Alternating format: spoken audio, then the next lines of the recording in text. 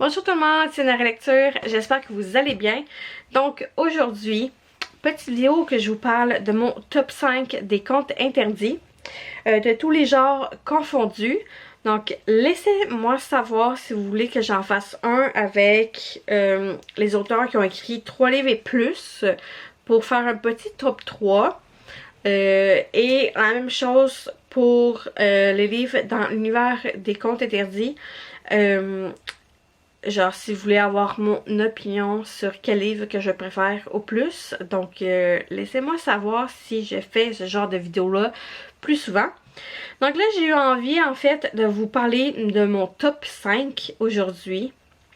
Parce qu'il y en a au moins quelques-uns que j'étais vraiment franchement bien étonnée. Et je m'attendais pas à aimer ces livres-là de cette façon-là. Donc le premier, juste avant de commencer aussi, ou avant que j'oublie, pour ceux qui ne l'ont pas encore fait, n'oubliez pas de vous abonner à ma chaîne. Et sur ce, je vous présente mon top 5. Le premier, c'est Sylvain Johnson qui est Cendrillon. Faut dire que je partais un petit peu de reculons pour lire ce livre-là, dans le sens que je n'aime pas le Cendrillon de Disney. Puis j'avais lu aussi la version de qui déjà, qui est je me rappelle plus. Bref, la version de la personne originale qui se rapproche quand même assez bien de celui-ci.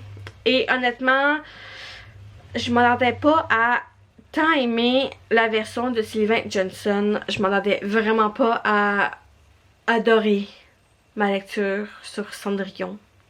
Parce que moi, je m'étais comme dit, ah, ça va sûrement ressembler à Cendrillon de Disney et tout. Vu que c'était un des contes interdits que j'ai lu quand ça a sorti. Et j'ai vraiment été très surprise. Bien surprise. Donc, grosso modo, c'est ça. Donc, il fait partie de mon top 5.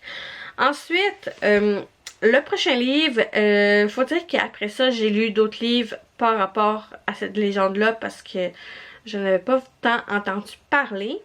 Et c'est un livre de David Bédard qui est Krampus.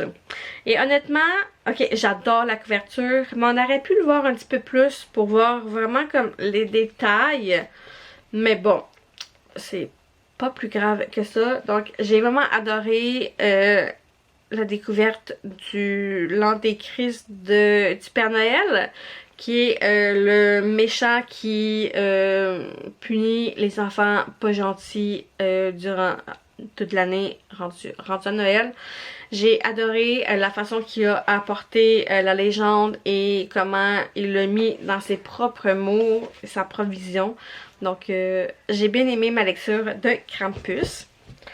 Ensuite, c'est le Gabriel Thériault qui a fait une réécriture de La Chasse-Galerie, qui est une légende d'ici au Québec.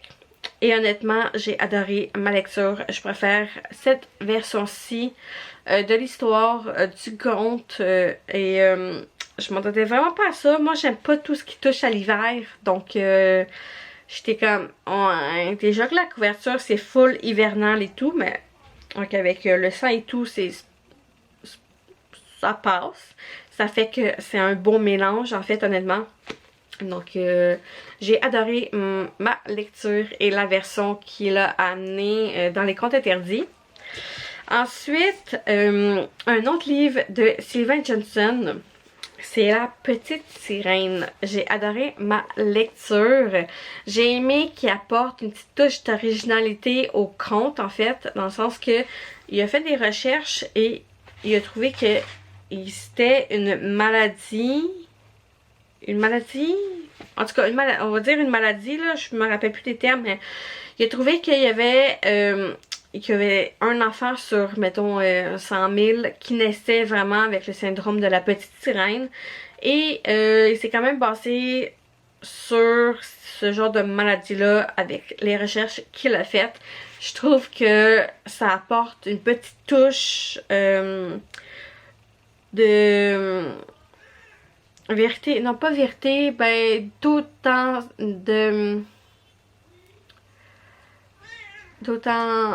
genre, mon Dieu, j'ai la misère avec ce mot-là. Parce que ça apporte une petite touche de plus réel en fait à l'histoire, plus comme dans le temps d'aujourd'hui. Donc c'est ce que j'adore dans l'histoire, c'est que oh, puis il y a Henri, oh mon dieu, Henri, j'adore Henri.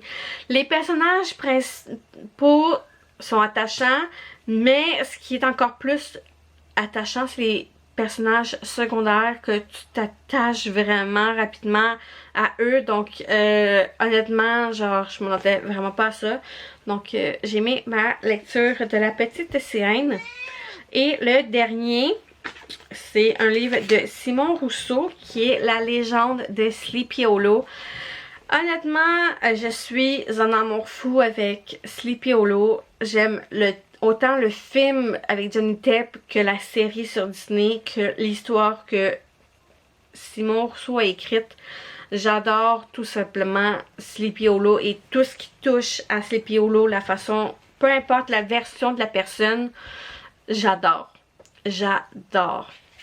Donc, pour conclure cette petite vidéo que j'espère que vous avez aimé, je voudrais vraiment savoir parmi ces 5 livres-là, quels livres qui font partie de votre top 5, quel livre qui ne fait pas partie de votre top 5 et si vous l'avez déjà lu ou vous allez lire prochainement, let-me know en commentaire, j'aimerais beaucoup vous lire. Donc sur ce, je vous laisse, j'espère que vous avez apprécié.